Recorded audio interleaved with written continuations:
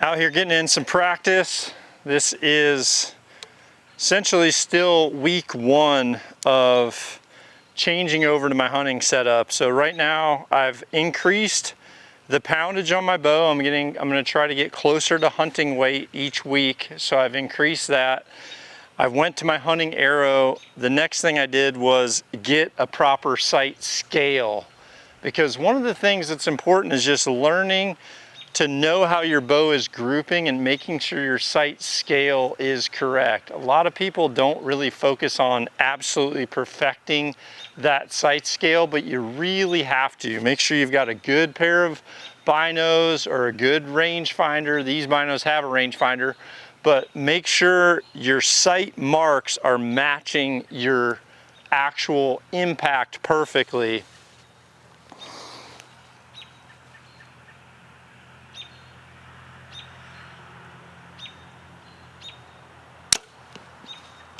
The other thing you'll notice too is I've changed, my longer targets have the squares on there, and there's several reasons why I prefer the squares for aiming, but I'm gonna use this as an opportunity right now.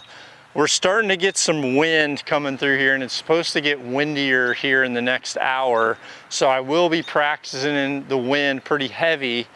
But I use the square as a judge because I can aim at the edge of the square and then see where I'm drifting.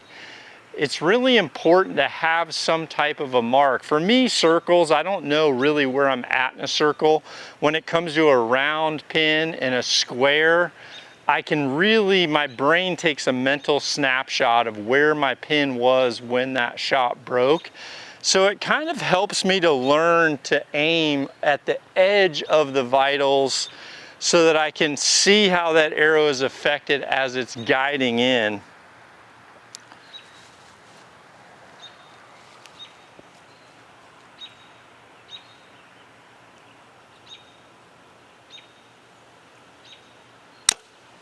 Okay, right there, the wind is starting, wind's blowing. You can see it a little bit down there at the top of the trees, but I was aiming left edge of that square at that distance. Now I'm gonna go 10 yards further and I'm gonna be holding just off that edge.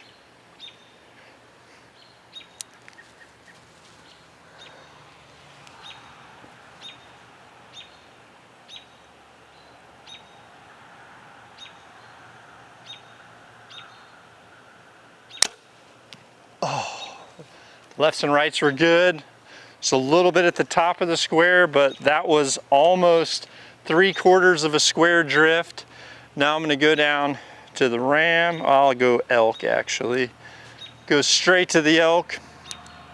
And so for me, this is gonna be, I'm gonna put a pin on the edge of the square and then give it one more pin and see how that drift is.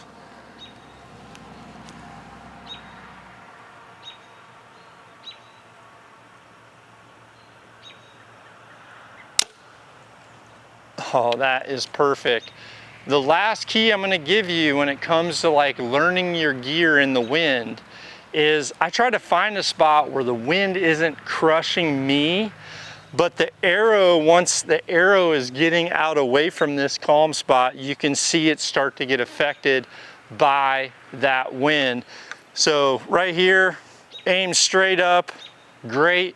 Went to my squares and just continually walked outside, but still had kill shots all the way through. The squares are such awesome training tools, not only for aiming reticles, but also for learning to use the wind to understand your ballistics.